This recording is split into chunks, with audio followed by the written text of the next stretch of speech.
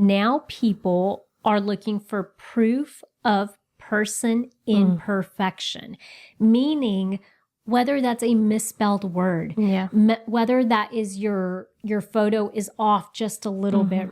Hey everyone, welcome to the S.O.B Marketing Podcast, where we celebrate the S.O.B that you are, and if you haven't figured it out yet, we mean small-owned business. We don't mean S.O.B.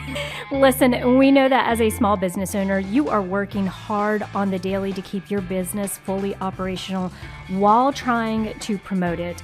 And while some days it may feel like the business is owning you, if we're being honest with each other, I bet you would admit that you wouldn't give up the insanity for anything. Our commitment here at the S.O.B Marketing Podcast is to give you the real talk, what works when it comes to advertising, marketing, promoting your business, and then what doesn't really work. And Chelsea and I promise to always keep the conversation real. Who said you're not perfect?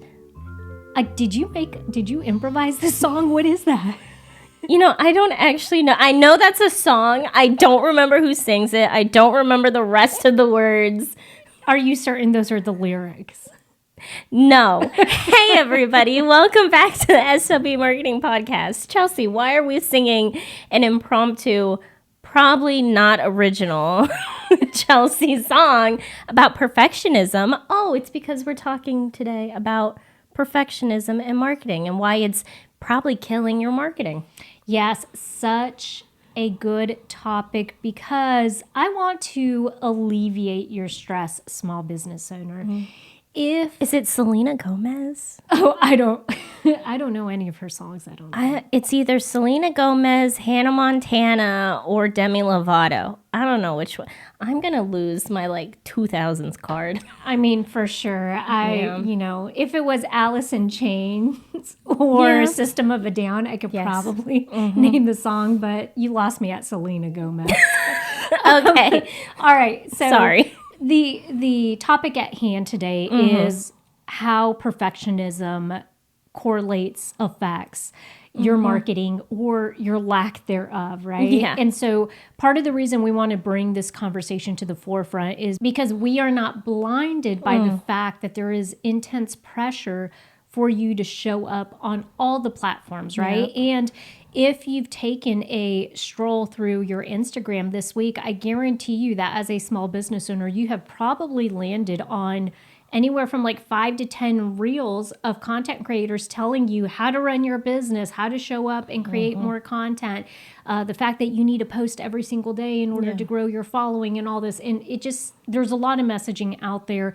It can be, I think, just destabilizing, and it can pull us away from the priorities and also from the mission and vision of what you guys intended to do when you launched your small business. No, absolutely.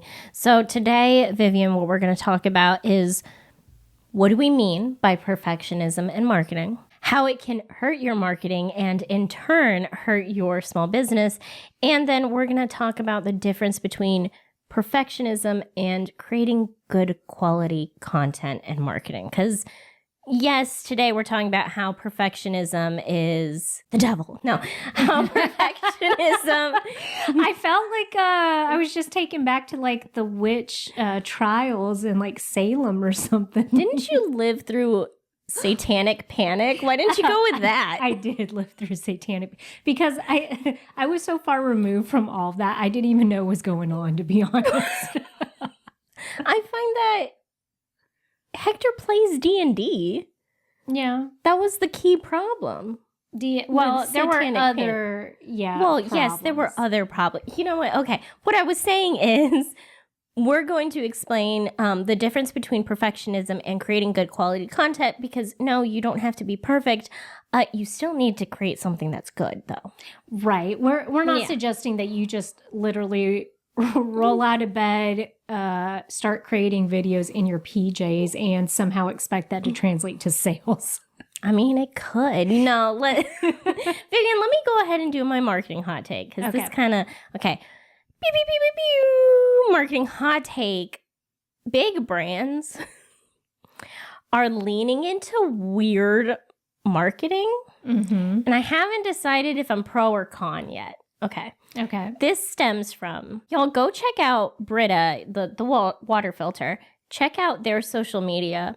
I sent 2 videos to Vivian yesterday because they were off the chain, you guys. I don't even know how to describe it. You just have to go watch it. Tim and I were having a discussion about it because it didn't necessarily make me uncomfortable. My problem is it felt like they were trying too hard. Yeah, and it's weird because, you know, it was an animation, but it was very like leaning into Gen Z. I don't even know if this is something that was common when I was growing up, or if it was just common to me and my very weird friend Alex, who was my college buddy. We have very quirky taste, and we would always share like the most random videos. But I believe that there was a video circulating back in, let's see, I graduated when did I graduate? I graduated 2005. I was going to say 2015. 2005 from college. And so this I graduated high school in 2016. Okay, so this might have been in 2005 or 2006 the year after we graduated. He had sent me a video where it was animated and it was this pair of legs that was like walking through space, and then it was walking on a treadmill, and then there was this song that was in the background. None of it made sense. I thought it was hilarious, but if you guys are around my age, around 40s, and you remember this video, let me know in the comments, because I just wonder if maybe it's something we found, but I feel like it was a popular video that was circulating at the time. But that's what these Brita videos or marketing videos, I liken them to that. They're very off the cuff. It's very meme marketing. Yes. Off the cuff, a lot of animation, made up songs that don't make sense and really have nothing to do with water. Well, I mean, they kind of brought it back. They did. They worked really hard on the lyrics to incorporate water where water was not really supposed to go. As it correlates to this conversation, Chelsea, I think in regards to your marketing hot take, I also don't know how to feel about this, partially because the one thing that I think with progressive marketing works is if it actually translates into generated revenue, right? Yeah. And so at the end of the day, if these quirky videos do nothing more than just get a lot of views, but it's not actually doing anything to drive the business forward or drive the brand forward, then I kind of don't understand. I'm like, why would you? I get being kitsch, but I don't understand this. Yeah. See, and my issue, I already brought it up, but when bigger brands do this, it feels disconnected to me.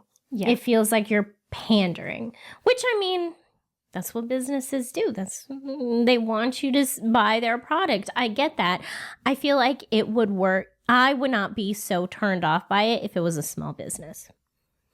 When small businesses get weird, I like it. When big businesses get weird, I don't trust it. I think that's what it is. That's funny.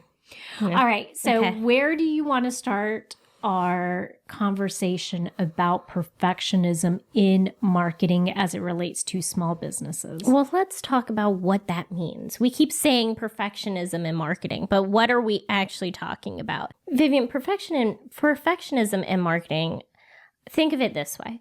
Let's say as a small business owner, you really want to buy space on a billboard, but you've decided that, you know what, this is such a big investment and I don't have good enough quality images to spend so much money on.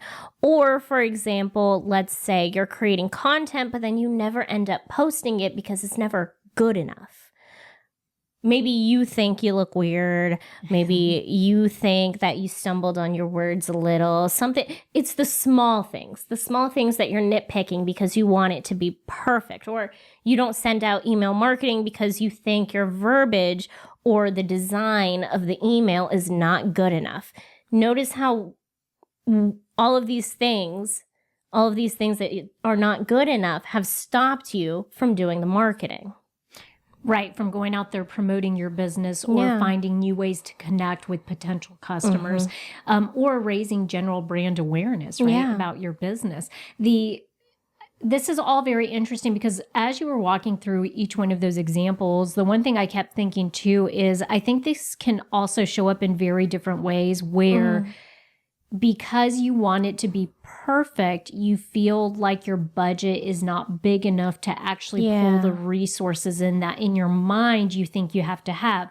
With example to the billboards, maybe I think, oh my gosh, when I put the billboard up, I want it to be just perfect, to have just the right messaging, which means then I have to hire an ad agency or a marketing agency to do that, which means I not only have to pay for the billboard, but now I have to pay an extra $10,000 to have somebody help me put together a good idea, a good enough idea to be able to do that. When instead, maybe the first thought should be, okay, I have a limited budget. I have an idea that I think would work. Let me reach out to the billboard company and see what internal resources they have that I could use for free or for a very minimal cost. And so I think I wanted to bring that up because I do think that the idea of creating something that is perfect and just right can also manifest in a way where you're succumbing to this idea of like, my budget's just not big enough. So I'm just going to do nothing and wait until I have enough of a budget to be able to move forward with just the right thing. Yeah. Also would love to point out more money does not mean better. Well, and also there is nothing, there is nobody better suited to understand your business and your products and services. We also feel that there is nobody better suited to represent your business than you, the creator, the business owner, right? And so I say that to say your ideas, yes, you are not marketers by trade. You didn't go to school maybe for marketing. However, we are in an environment where all ideas are valid and you shouldn't write yourself off as not being a good idea generator, okay? Does that mean every single idea you have is going to work out? No. But that also happens to people that are marketing professionals. That happens to people that She pointed at me. That happens all the time over here. No, but I think I want to say that because there's such a imposter syndrome thought tied to people with really great ideas, the brilliant stuff that I see that content creators are putting out there on social media. I could never. Okay, but we live in a big, vast world that is accepting of all kinds of ideas, and ideas don't have to be big and flashy to be effective. Absolutely. Right? And so you taking one small idea about, you know, hey, I want to send out an email marketing campaign that's going to focus on this particular product that I'm starting to carry in my business. Take that idea and flush it out. Okay. Get other people involved. Do what you need to do, but don't let it be something where you're writing yourself off before you're even giving yourself a chance to try it. Yeah. And I'm glad you brought up marketing agencies because, like you said, the best person to represent your small business is you. The person who knows your small business is going to be you. Sometimes what happens with marketing agencies, and I'm not knocking them or anything like that. Well, I'd love to knock them actually. But she is so aggressive. To each their own. My issue with marketing agencies is that they're going to help you in a very generic sense because they're never going to understand truly your small business. I am going to push back a little bit on that. I think that's a little unfair to say simply because if you hitch your wagon to a really good marketing agency, just like, you know, a good promoter, a good, like any person worth representing your business, the key thing that's going to make them really good at what they do is their listening skills. If you come to me and I'm a marketing agency and you're like, Vivian, I want you to help me put together a billboard. Wonderful. I should then understand that there's going to be a discovery phase where I need to be sure that I flush out and get all the information I need about your business to be able to put in front of you an idea that, for one, aligns with your business, and two, that you're going to like, and three, is effective in driving people to that, storefront.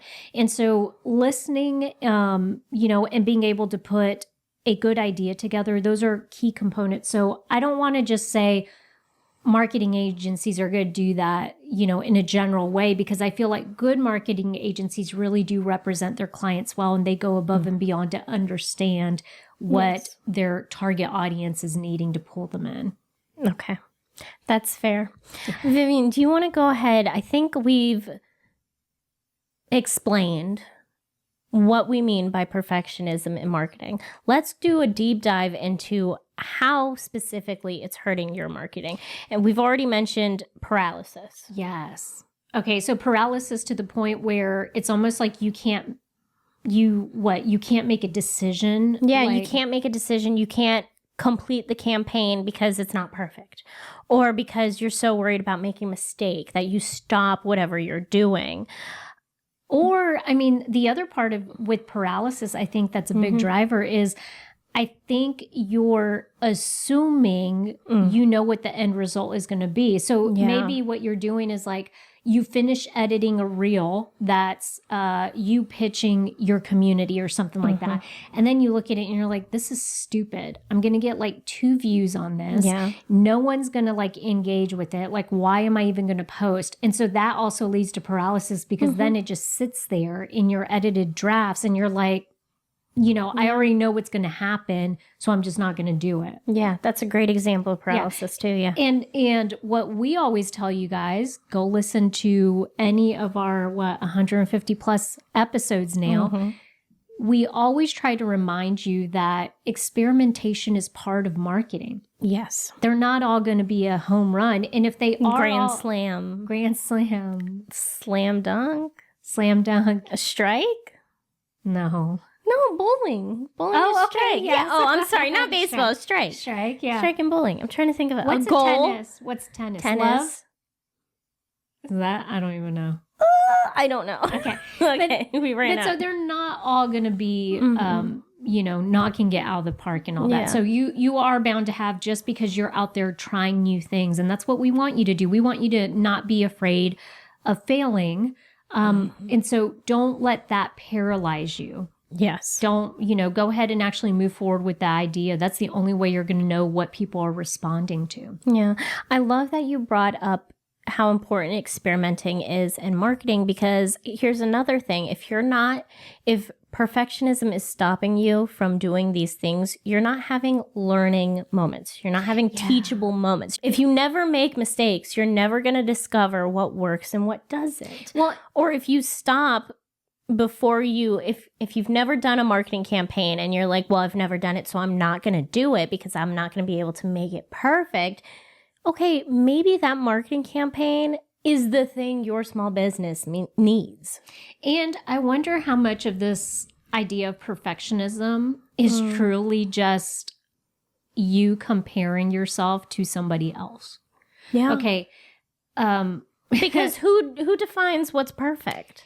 Yeah, well, and everyone's got their own style. Every business, every brand has their own style and aesthetic and all of that. And, they're targeting different people, okay? And so the thing is, sure, you can admire and you can like what somebody else is doing, but that doesn't mean it's going to translate to the people that potentially are going to buy your product and service, right? They may have a whole different target audience that they're speaking to. And so that particular aesthetic language works for them. Okay.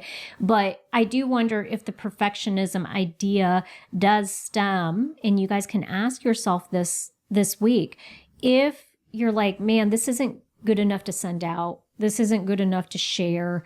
I really don't know if this is going to be effective. Is that coming from a place of you looking at what somebody else is doing, or what the general, Instagram people, influencers are doing, and saying, I can never match that. Yeah. I can never do better than that. Right. I don't know. I just feel like that's something you need to kind of address if that's the case. No, absolutely. And another big way that perfectionism is likely hurting your marketing, if you are spending so much time trying to get a marketing campaign perfect. Okay, what happens if you finally push it out and it does fine, but you spent all of that extra time on it? Yeah. And it was fine at the beginning. You would have gotten the same results at the beginning if you hadn't nitpicked it so much. We talk about sometimes on this podcast, opportunity cost. The amount of time that you're spending to make sure every single little thing is perfect is money, potential money that you're not getting because you could have been spending your time on something else. Yeah. And the interesting part with this, so I kind of have two recommendations on this end because I'm in the same boat as you guys, okay? Basically, she's talking to me when she said all that. I have a tendency, and I've been doing this now for so long, like goodness, I've been, my career in marketing has just spanned almost 2 decades now. And part of the thing I find myself doing is I do spend a lot of times like trying to reread stuff, think about if I can word things differently, whether that be like internal communication or stuff that's external facing. What I have found works well for me is I do one of two things.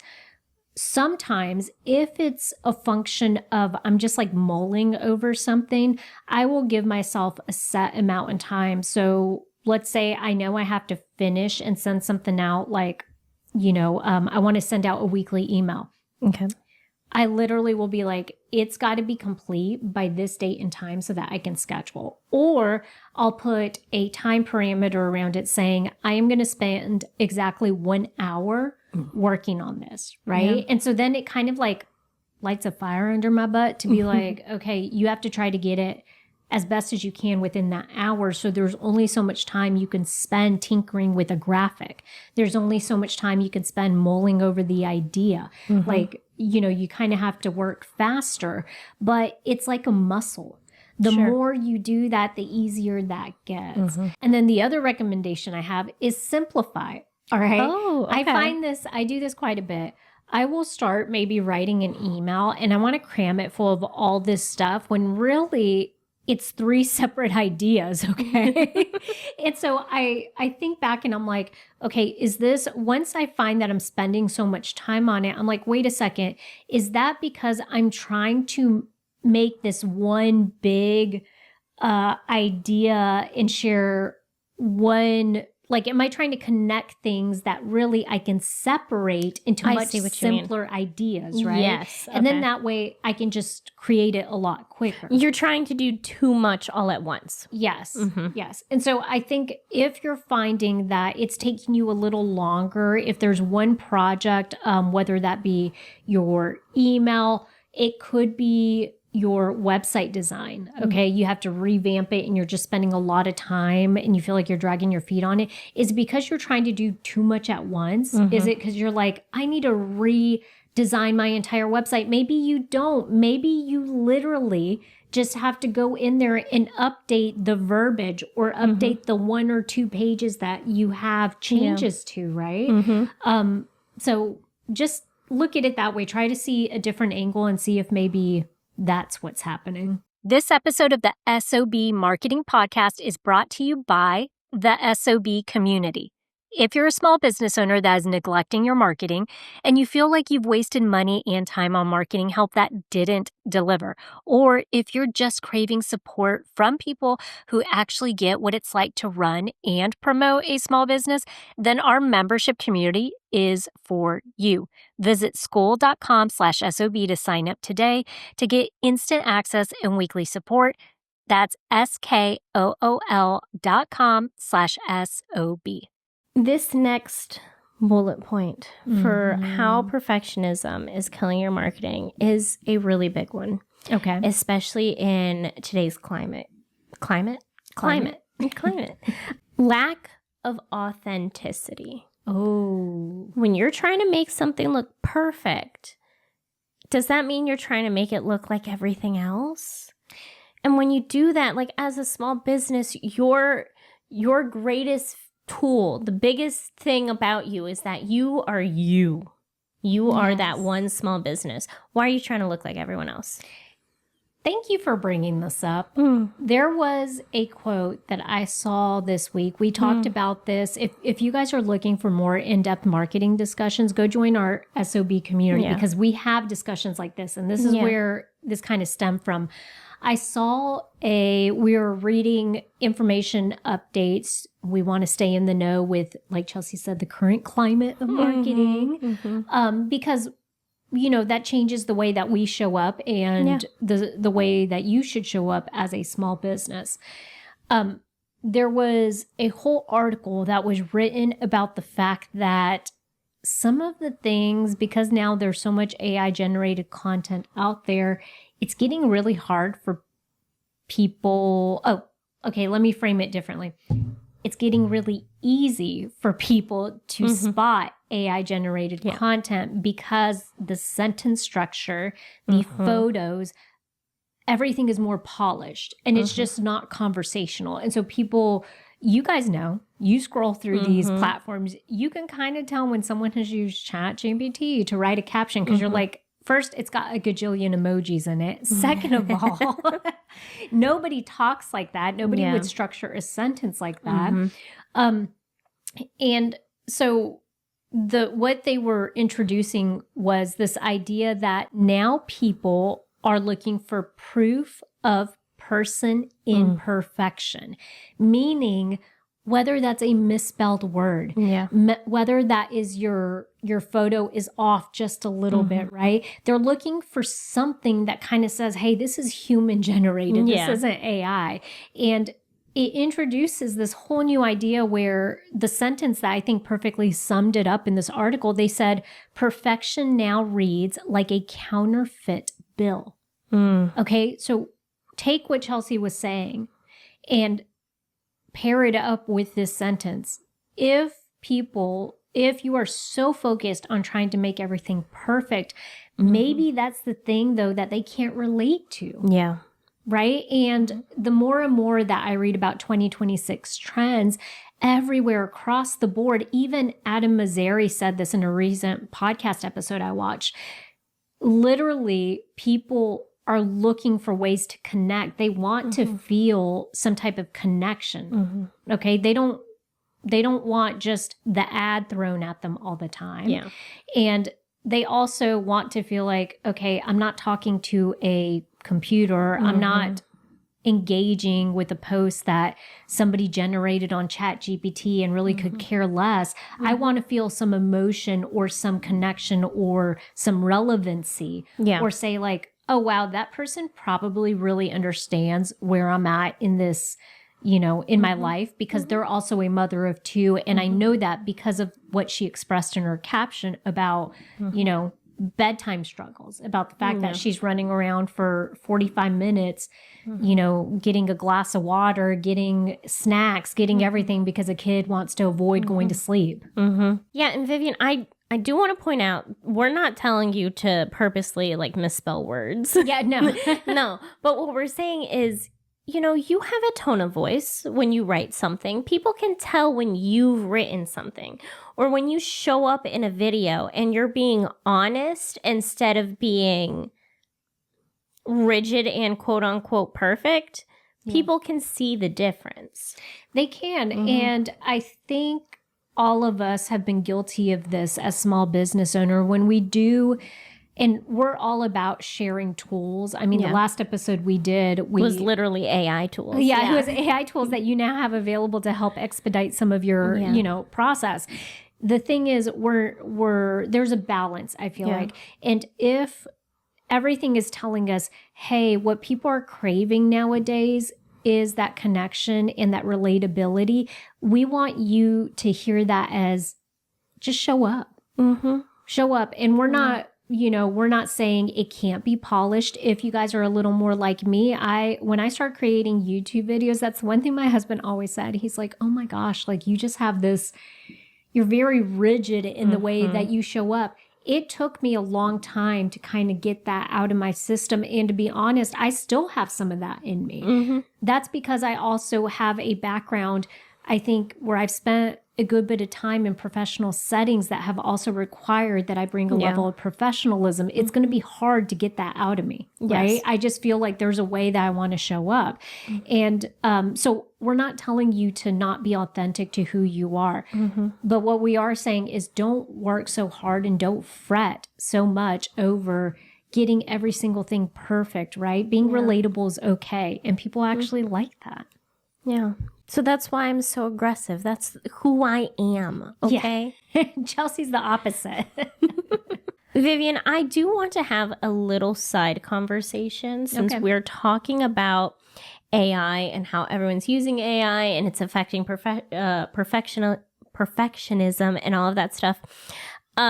Something we talked about in the S.O.B community call that you would already know about that if you guys had missed joined this week. Yeah, you missed it this week.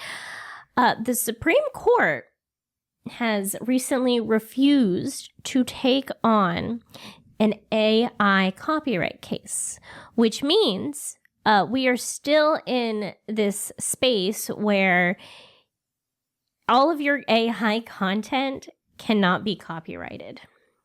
Yeah.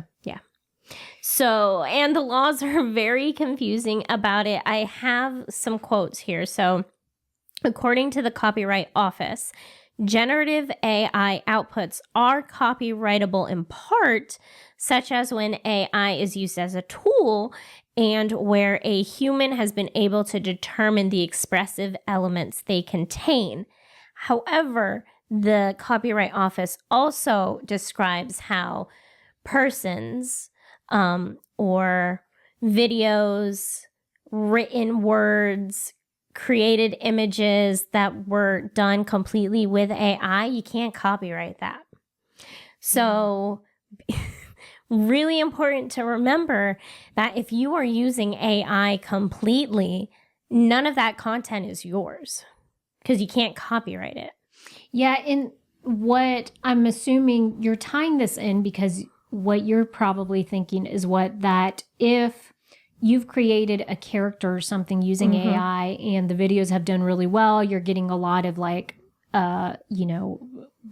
attention for that someone could easily copy that. Yes. And you wouldn't have a leg to stand on as far as like, hey, that's mine. That's exactly what it is. You won't be able to say that is solely mine because if it was AI generated completely, you can't copyright that.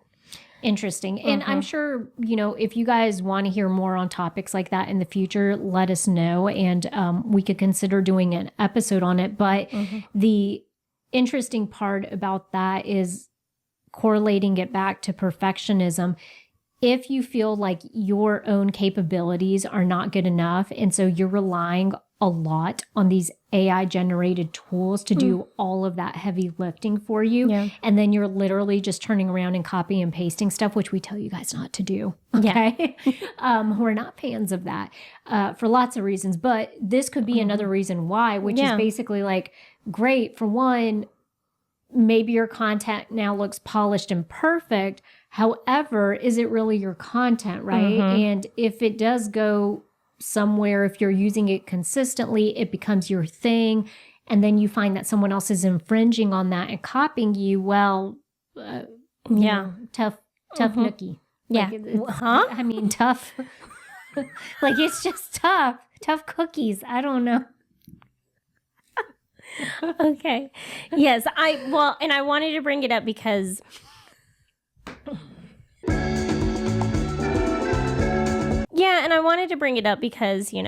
if you're trying to copy what other people are doing because you find what they're doing to be like perfect and that's what you're going for, that's fine. And legally you can do it if they're using AI. But is this really a scenario that you want to be in?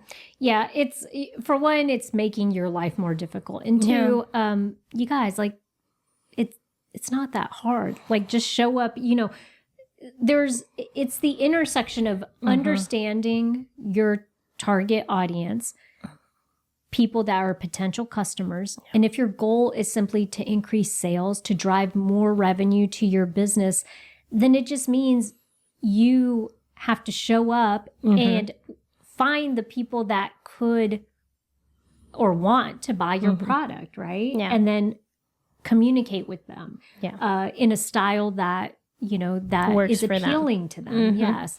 Yeah. And that's that last piece of this conversation, which is, there's a difference between perfectionism and high quality content. Like, does it have to be perfect? No. Does it have to line up with your brand? Yes. Attention to detail is important. Your branding always has to be consistent, but it doesn't need to be this mythical idea of perfection. No. And high quality content can be something as simple as just focusing on the language that you're using and ensuring that it's the same type of language that your, potential customer is wanting to use. Not being as technical and maybe being more conversational, creating tutorials that would help them understand how to use your product or your service, especially if it's something newer that you're having to explain to educate. So it could be high quality content can look different depending on what type of service you're in or industry that you're in. It depends on the business. Absolutely. Yeah. Well, Vivian, do you think we've officially called out perfectionism? Yeah, we hope you guys do not stress about this kind of stuff. We want you, and that's part of the reason that we wanted to bring a little more discussion as far as where the trends are going or what people are relating to these days. People don't want to see perfect content. They just want to see you. They want to see relatable stuff. They want to know what you're about, what your business is about. They want to know that your small business is run by a human, not aliens. Yes. From Mars. I mean, I don't know. I think that'd be kind of cool. Are we pro Mars? I'd buy some Brita filters from aliens. Which I think they have taken over their marketing because honestly, y'all, please go watch the videos for Brita because it was definitely an interesting time. Okay, Vivian, can I do the TLDL? Yes, too long didn't listen. Too long didn't listen. If you skipped ahead to this chapter, I'm going to give you a brief summary. However, you should listen to this entire conversation because that's where all the good stuff is. So today we talked about perfectionism in marketing, what it is, how it affects your business, specifically in ways that it stops you from just doing marketing in general. And we talked about how perfectionism and high quality content are not the same thing. Okay. So we still need to shoot for high quality content, but it doesn't need to be perfect. It just needs to work for your target audience. Okay. And if you want, again, all the little details, you got to go listen to the entire conversation. Vivian, is there anything you want to leave our followers with? And if you're not a follower, go follow. Just a reminder to go ahead and subscribe so that way you could get notified anytime we drop a new episode. And we are loving it over on Apple Podcasts. You guys are actually hitting that follow button. We hope you will continue to do so. And if you're looking for more marketing topics, we have a whole library, okay? So spend a morning with us. Go ahead and take an hour or two out of your day. Listen to a couple episodes. Earmark ones that you want to come back to. Absolutely. We try to jam-pack them with as much juiciness, maybe a tiny bit of, entertainment or sisterly picking, nitpicking. Yeah, that sounds about right. Y'all, go be the best SOBs you can be.